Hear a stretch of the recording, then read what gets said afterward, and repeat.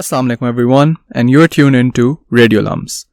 My name is Mustafa Khan, your newest English RJ, and the show that I will be hosting is called Providence. On this show, we discuss questions for the future. We discuss what our futures will look like, not just on an individual level, but as a society, as a race, as a world. In this show, we will be discussing topics ranging from the future of not just ourselves, but say our technology, our environment, our health, our lifestyles. And then we'll be moving on to questions a bit more abstract. Questions of justice. How do we decide what society will look like in the future? What is our ideal society? Are we really moving towards an ideal society? What are our ideas about economic justice, economic policy, development? And who are we as people? And who do we see ourselves as in the future? So first off, let's talk about why it's important to even ask questions about the future. We're living in the now. It seems useless to think about, what's going to happen tomorrow or a year in the future or decades in the future. But that's not so. Every decision we take right now affects our tomorrows. Everything we do, everything we think, everything from an individual to a government making a decision affects what the world will look like tomorrow.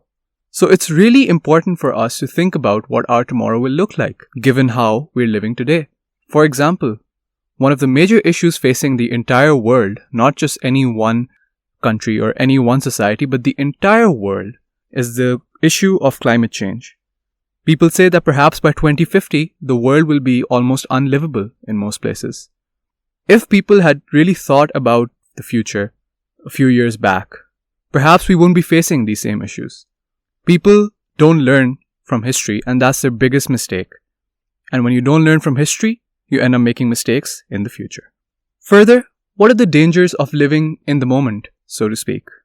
When you live in the moment, you become unaware of what's happening around you and what your decisions today will lead to. You live as if you were floating free, without any anchor. But if you really start thinking about how your today affects your tomorrow, you would know that it does. Now that we've decided that yes, it is important to talk about our future, just how do we predict the future? What are the trends, the signals, the indicators that we must look at before we can think about the future? How can we, living today, think what the future will look like? There are ways. First off, we must look at the past. Getting here took time, and there were always trends and signals in the past that pointed to what the world would look like today. In the 1900s, they predicted there would be flying cars by 2020. We know that's not exactly the case, but we also know that people are developing flying vehicles, which are not really planes, but could be called cars. So therefore, we need to look at some things that will never change. Start with those. First off, we need to look at human needs. Humans will always need some basic things for survival. Food, water, shelter. If we start thinking about how these things will look in the future, it's actually pretty bleak. Most of the world is in grave danger of facing water shortages. Pakistan is perhaps the country most affected by this. There are also huge food shortages, only exacerbated by the current war in Europe between Russia and Ukraine. So even looking at such a basic thing, we already have an idea of how the future will look like for these things. How will humans adapt to these changes? So therefore, we see that there are certain needs, certain things that will never change. Only the way we reach those things or achieve those goals, those can change. Secondly, we need to look at the needs not only of today, but perhaps the needs of tomorrow. Humans need a place to live, but the earth is soon becoming unlivable. That's perhaps why entrepreneurs like Elon Musk are looking towards space as a new home for us. Can we really imagine that humans will colonize planets like Mars and be living there within this century? Perhaps. Perhaps not. But it is something that humans have started working towards. It's something that they saw when they predicted the future. They saw that they would need a place, perhaps other than Earth, to live. And so they direct their efforts towards that. We must keep an eye on developing trends. So for example, this idea of space travel and space colonization. We know that it's really happening. We know that humans are working towards these things. Therefore, we must look at how our future will look like with this. Will there be any of us left on Earth, say a few centuries from now? Will humans have changed completely, living outside Earth, living in a completely new society? Who would be in charge of that society? These are the questions that we must ask. So now that we've decided and sort of talked about the future and why it's important to discuss it and how we discuss it, just what future are we talking about? Well, like I mentioned earlier, we're talking about our future. Not ours as in students of LUMS or people of Pakistan, but all the people in the world. The future is something that is unknown, but it's uncertain, but it's something that we must think about, we must prepare ourselves to adapt to. So the most basic thing that we need to talk about is human activity and survival. How do we see the future of society in terms of our survival? Will there be people at risk of death by war, conflict, famine, drought? We see that people already are. Millions are at risk all over the world, if not billions. How will this look in the future? Will we have managed to save them, or will we be suffering even more losses? Therefore, perhaps the biggest thing whose future we need to talk about is the environment. There is a need for a concerted effort by people and governments and corporations and everyone living in the world to do something about the environment before it is too late. We must talk about lifestyle changes. How must we change and adapt to tomorrow? In Pakistan, the heat wave right now is unbearable. 4 out of the 10 world's hottest cities are located in Pakistan right now. So how does Pakistan plan to adapt to that? Is the Pakistani government doing enough to ensure that people are having access to water, access to power? Perhaps not. How must this change? We must also talk about war and conflict.